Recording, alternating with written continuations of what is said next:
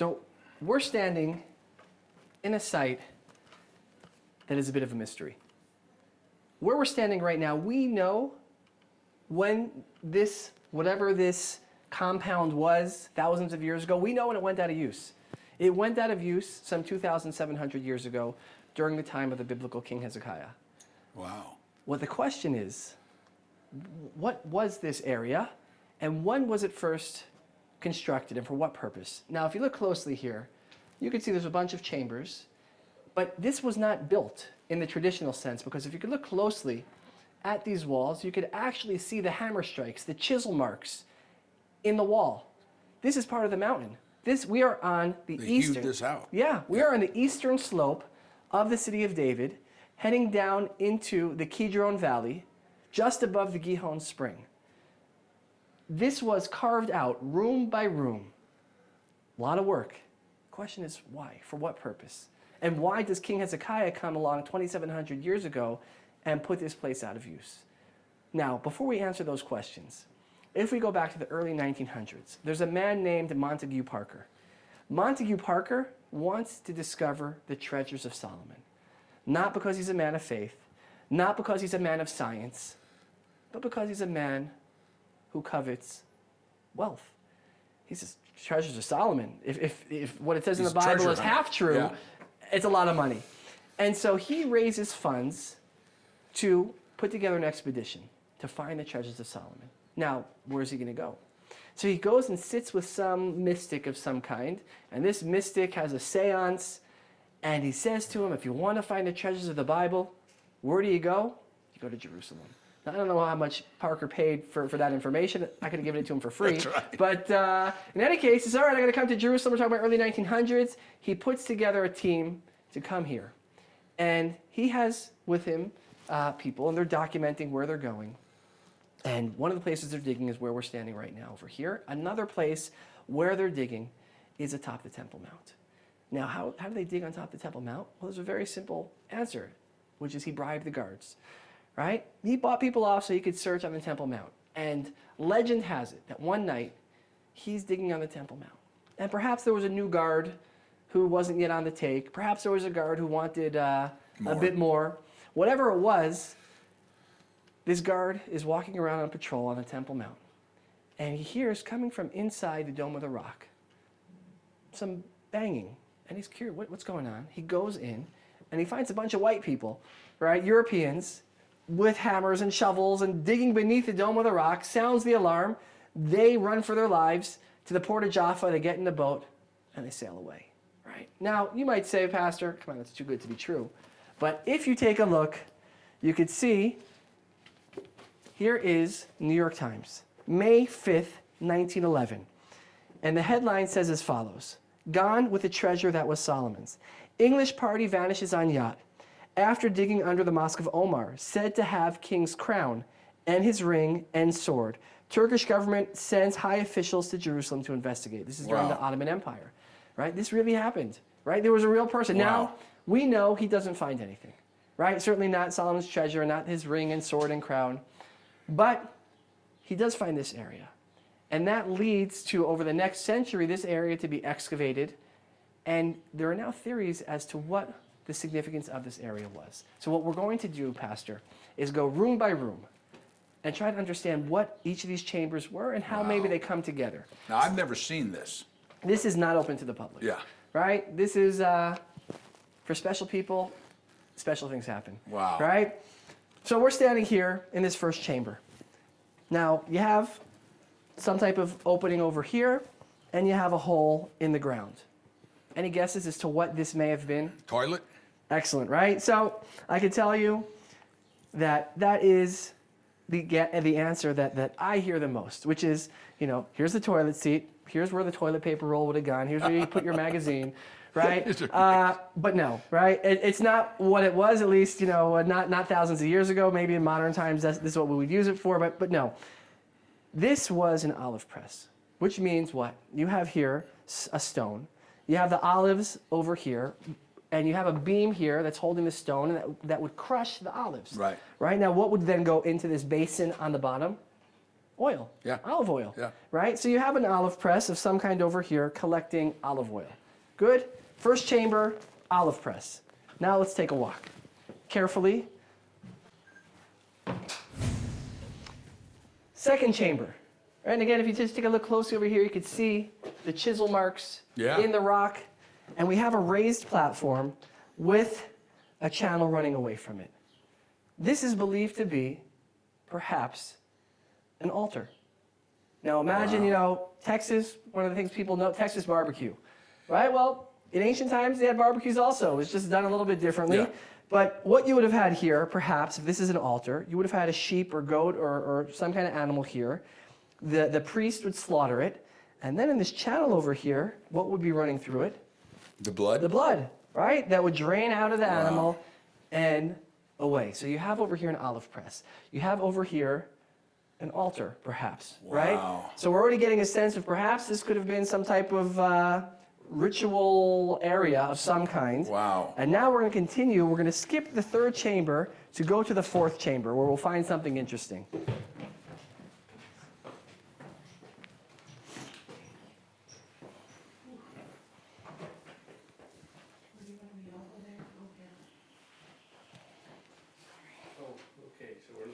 We're going to look at, basically what you want to see here is this, maybe these holes over here, and just be able to get a shot of that room back there. Okay, hold on. Let me get around. Where do you want me? I don't know. We'll shoot it after. Go. Good? Okay. So now we have something very strange. When archaeologists first discover these symbols on the floor over here, they didn't know what they were. Now, normally when you find something that you're not sure what it is, you look to where similar things have been found, and you say, well, okay, we found something like this in ancient Egypt, and this is what they used it for in ancient Egypt, and it can give us an understanding of what it may have been used for here. Except we don't see things like this in other excavations. And therefore, people really don't know what these are. I could tell you when the archaeologists, when they were first posted online, asking perhaps that the people, social media, right? Maybe they have a sense of what it could be. The most popular answer was alien symbols. Right? Well, So we're not sure what this could be, but there are a number of theories. Now, again, the first chamber we came from olive press. Second chamber, an altar perhaps. Here, if you look closely, you could see there is a hole here that it goes all the way through. Perhaps an animal is tied up over here. That goes all the way You put through? your fingers through. You can feel it. Oh, yeah. Right? You could have maybe tied up an animal right over there. Yeah. Perhaps after an animal was slaughtered, well, what are you going to do with it? Well, you have to now skin it and let the blood drip out. Perhaps there was some type of table over here that would have been holding up the carcass of the animal after it was slaughtered, so it could be cut up and skinned and whatever. So these could have been where the legs of the Absolutely. Could be. Again, this is speculation. Could have been. And we also have some type of storage room behind us over here that also could have held something of significance. Right? But the question is, how does it fit together? What does it have to do with the other chambers that we have already seen? You're not leading up to what I think you're leading So at. we're going to go now to the last chamber over here, chamber number 3. So something would have been Stored in there. something obviously significant. Yep. And there's a shelf in here. Wow. I hope you're going to tell me what I think that is. So let's come together and we'll see the fourth chamber and then try to put this mystery, unravel the mystery together. Okay. So number 4, door number 4. Right? We came from the olive press, the altar, whatever those strange symbols were, and now we're here at this final chamber. And what's significant is behind these doors. If we take a look over here, what we're going to see is the only one of its kind found in this area. The only one of its kind. Found within the area of ancient Jerusalem. So what we have over here, if you look closely, you could see you have a stone platform with a raised stone coming out of it. That is what is believed to be, is what you call in Hebrew a matzeva, or a prayer altar. Now, where do we see examples of something like this in the Bible? So one of the most famous examples of a matzeva, of a prayer altar, is in the story of Jacob. Jacob is fleeing from his brother Esau, and he's going all the way up to his uncle Laban. Now, scholars understand that Laban, where he lived, is modern-day Turkey. And he's going up to modern-day Turkey, and he realizes he forgot something.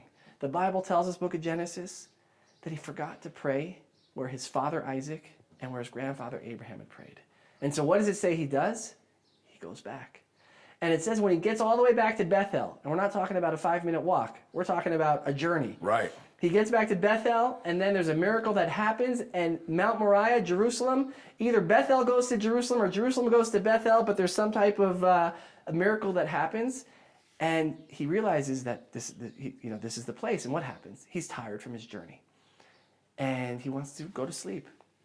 And he looks around, and he sees rocks.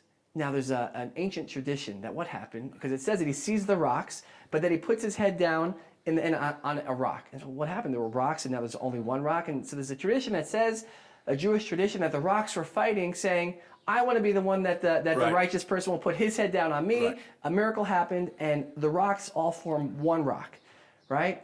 And Jacob, he goes to sleep, and he has the famous dream of the stairway to heaven. Jacob's ladder. Jacob's ladder, the angels ascending and descending, and he wakes up from the dream, and he says, I didn't realize it, but God is in this place. And that's when he makes his covenant with God, and he says, God, if you protect me when I go off onto this journey and you bring me back to the house of my father, then I'll be with you. And he then prays and worships at a prayer altar, right? Perhaps something the likes of this. I'm not saying this is the one, but something of this nature. But it could be. It's possible. Yeah. I can't say that it is. I can't say that it isn't. But this is what it could have been. This is what a prayer altar could have looked like. So this is what Jacob was talking about when it says he builds his prayer altar. So now let's fast forward. We have, after the Exodus, the Jews build the tabernacle. And the tabernacle is where they're worshiping. And even for almost 400 years from when they enter the land of Israel, they have the tabernacle. It's resting in Shiloh, among other places. And that's where you're worshiping and you're going to bring sacrifices and all that. But let's say a person wants to bring a sacrifice and they can't make it to Shiloh. Then they could have brought the sacrifice anywhere. When does that change? That changes once Solomon builds the temple atop the Temple Mount. Right. Once there's a temple atop the Temple Mount, there's a new rule. And what's that new rule? The only place where you can bring a sacrifice is at the temple in Jerusalem. Now, the people, they're saying, oh man, like Jerusalem, that's far, right? You're living in the equivalent of Tel Aviv or Haifa or let's just say Hebron or Beersheba or Shechem. There was no Tel Aviv back then or Haifa, but right. you know, you're like, you know what? Like, I'd rather just do it in my backyard, right? I don't want to go all the way to Jerusalem and with the animal and the kids and it's hard and I take off a lot of days of work. I'm just going to do it in my backyard. And so they would build private altars, personal altars. And God is like, no. And he tells the prophets, tell the kings, tell the people, don't do it. And they don't want to listen. And in a certain sense, I get it. Right? The kings, even the ones that weren't idolaters, even the ones that were, let's say, pretty good, they're like, look, really? Like, they want to worship God. They're just saying, God, look, we don't want to go to Jerusalem. What's the big deal? They're worshiping you. Let them bring it in the backyard. We're not going to go and fight with the people over this. And nobody listens. And God keeps telling them, if you don't listen, it's going to be bad. It's going to be bad. It's going to be bad. Nobody's listening. Until the time of King Hezekiah. King Hezekiah comes along, and it says that among the many good things that he did, he was righteous, like his ancestor David. What does he do? He destroys all the personal worship areas. But now we have a question. If King Hezekiah destroys all the personal worship areas throughout his kingdom, the kingdom of Judah, how is it then that a place like this wasn't destroyed? Because when archaeologists find this, it was covered under tons of earth, as if someone deliberately buried it. Oh, wow. But it wasn't destroyed. And the question then is why? So now I'm going to give you an answer that's a theory, which is, what do we know? We know that King David, he wants to build the temple, right? This is a famous story of David bringing the Ark of the Covenant up to Jerusalem. Right. And he's dancing before it. And then, he's settled, he has peace, and he says, God, like I want to build a house for you, right? How could it be that I'm living in a house of stone and wood? And God's presence, the Ark of the Covenant, is in a tent of cloth. It's not right. It's not fair. And God comes to David and says, David, you're a man after my own heart. I didn't ask for this, but you are not going to be the one to do it. I'm touched deeply. And because of this desire of yours, we're going to have an everlasting covenant that your descendants will rule forever. But you will not be the one to build the temple. That will be your son, which would be Solomon in the future. But here's what we do know.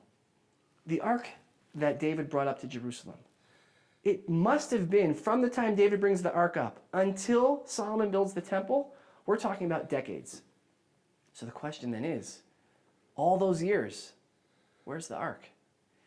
So now here's a theory. And the theory goes like this. Hezekiah understood that this quite possibly could have been the personal worship area of King David himself. Wow. The olive oil press, the altar, the prayer altar over here, perhaps that chamber back there, maybe something really important was kept there. Who knows? But this could have been the area where King David, when he wanted to worship, there was no temple yet. Right? He wasn't going to be the one to build it. He knew he couldn't build it, but he still had the ark, and he wanted to build something for it. Perhaps he built a temporary worship area just above the Gihon spring where we'd have had unlimited water. Where would the tent have been? Well, it could have been anywhere over here. He could have perhaps in this chamber back over here built. So he could have maybe had the tent around this? Perhaps somewhere in this structure Wow. over here. Perhaps Wow. again. Yeah. Perhaps. Right. Nobody knows. But one of the reasons then that perhaps this area wasn't destroyed by Hezekiah, that it was only buried, is maybe Hezekiah said, look, I know we have to get rid of all the personal worship areas, but this one, I can't destroy it because I know who used it. Right. I know that this may have been used by my great-great-great-great-great-great-grandfather, King David himself. Wow. And therefore, on the one hand, I get that nobody can use these things anymore. I got to put it out of commission. But I can't destroy it. And so he buries it until only being discovered, historically speaking, relatively recently. And so we're standing in a place that perhaps tells us a bit about David, tells us a bit about what he did when his heartfelt desire to build a temple, when that prayer was rejected, at least in the short term. Well, then what did he do next? Perhaps this was his answer. And then, historically, we see what happened after that, what Hezekiah had to do as well. And so this is a place, and what's exciting about a place like this, and the city of David in general, there's so much we don't know. Yeah. That if you came here a couple of years ago, and you come now, it's night and day. And I promise you, if you come back in another couple of years, it's going to be night and day again because we keep finding more things. We keep deepening our understanding. And I promise you, the next time you come back, we'll have a better sense of what this area is. But this is a special place. Let me ask you two questions. Number one, why the stone on edge? So what we're talking about here is it's a raised stone, right? That's the idea. On purpose, right? Yeah, on purpose, Yeah. right? You'd have a raised stone on the platform, and that was known as a prayer altar. So they would kneel on that, or They say you pour stand? oil on it. You'd have like an oil libation. It's perhaps Right. they would have prostrated themselves before it and praying to God, perhaps. But you would have prayed. Meaning you wouldn't have put an animal on something like this. You would have put an animal on the altar that we saw Right. over there with the channel and everything. That was more of a slaughter, a ritual slaughter. This is for prayer. Okay. Right? So we know for 100%. The road we were just on from the Pool of Siloam to the, we know 100% that's what that was. Correct. This we're discovering day by day. So I'm going to ask a silly question. Could this have been the Tabernacle of David? So what this could have been. Not for everybody, or just for him, or for... We don't know exactly what happens with the ark after David brings it to Jerusalem. We basically don't really hear about it Right. very much. So we don't know where the Tabernacle of David was. We don't know where it was, and we also don't know wherever it was, were people going there to worship? Was it just for David to have somewhere? Was anyone going there is in a certain sense a bit of a pilgrimage site? The Bible doesn't tell us. From a speculation perspective, you have to imagine that if you have the Ark of the Covenant somewhere in Jerusalem, that would have likely been a place that people would have gone to pray because of its significance. Yeah. But the Bible doesn't tell us. And The exciting thing about archaeology, today on TV, it seems like every other TV show is like a Law and Order or a CSI, and these crime scene investigation shows, and that's what archaeology is in a certain sense, just without the body. Yeah. Meaning all those TV shows, a murder just happened, and they come and they try to piece it together. Right. What archaeologists are doing is saying, we have a sense of what happened thousands of years ago. Well, okay, what do we have now, and how can we try to piece it together and unravel the mystery of what happened here? Using, a couple of stones here, some pottery there, maybe a couple of coins, and how can we figure out what happened? And it's exciting, but also incredibly challenging because you don't have the body anymore. The body's not here. And so how do we try to grasp what happened here? And a big tool for many archaeologists, I can't say for all, but for many archaeologists, a big tool is this. Is the Bible. It's saying, well, here's what the Bible tells us happened. Kind of like a map. Exactly. Here's what the Bible tells us happened. Here's what we're finding. How can we use the Bible to help us understand what happened here? Again, not in the place of science, but in a certain sense, complementing the science. Okay, so let me ask a foolish question. There's no evidence that the Tabernacle of David was up there on the Temple Mount, or was there? Well, certainly I would say we don't have evidence. What we do know is the temple stood on the Temple Mount. The Temple of Solomon was there. Right. We what know that. was there before it, we don't know. So we don't know if that's where the Tabernacle of David was.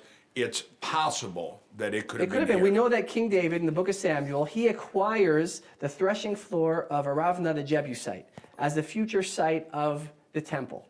It could be after he acquires that plot of land. Perhaps he put the Ark of the Covenant up there in the meantime as a holding place. But until then, he had to keep it somewhere. Okay, it could have been up there, it could have been down here. Yeah. We don't know. And one of the challenges is that we haven't been able to excavate the Temple Mount, Mount Moriah. Right. And until the day comes when that becomes possible, it could be that if that ever becomes possible, that all sorts of clues and understandings will be found based on the discoveries that will be made. Obviously today, certainly for political reasons, that's not possible, Right. but maybe that will change in the future. Okay, so purely speculating, because I'm always the glass is half full, if this was somewhere that he temporarily kept the Ark of the Covenant, he may have kept it in that.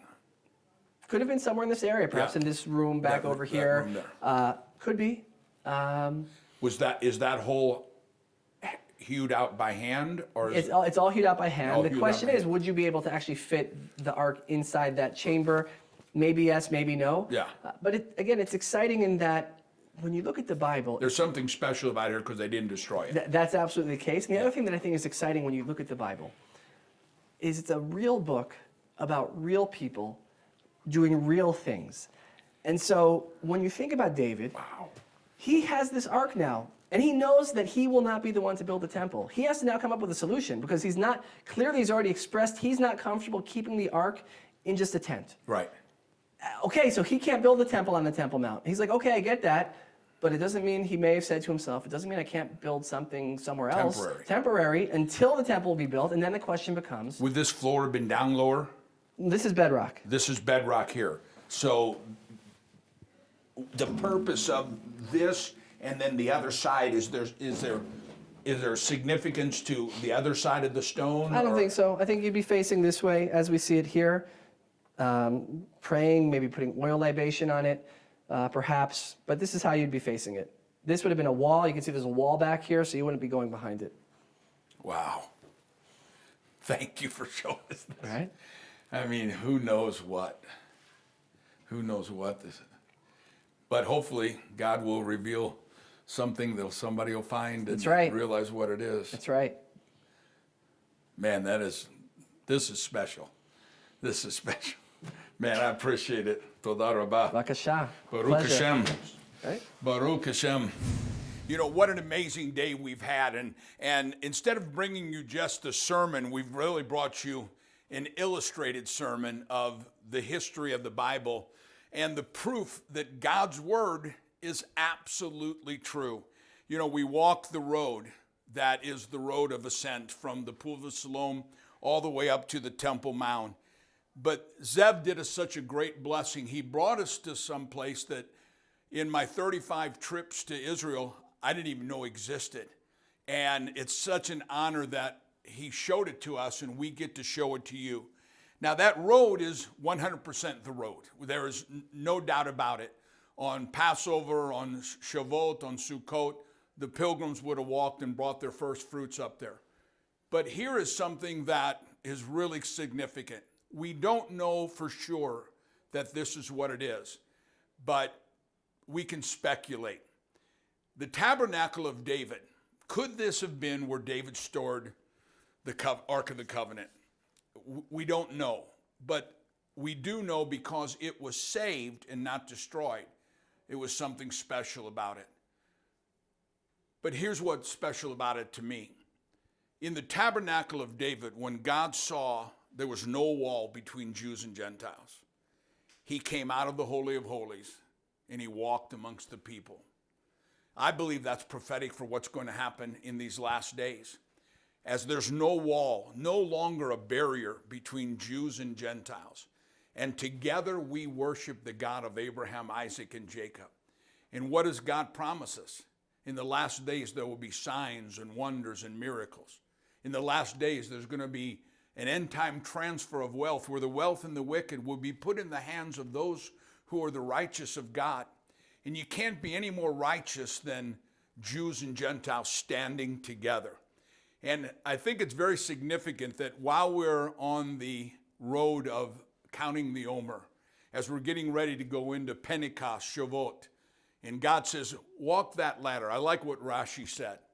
He said, don't concern yourself so much on what rung you're on, but concern yourself that you're going in the right direction. But let me say this, by you helping us stand with the nation of Israel to bring unity between Jews and Gentiles and rebuilding the Tabernacle of David, God is going to honor it with signs and wonders and miracles.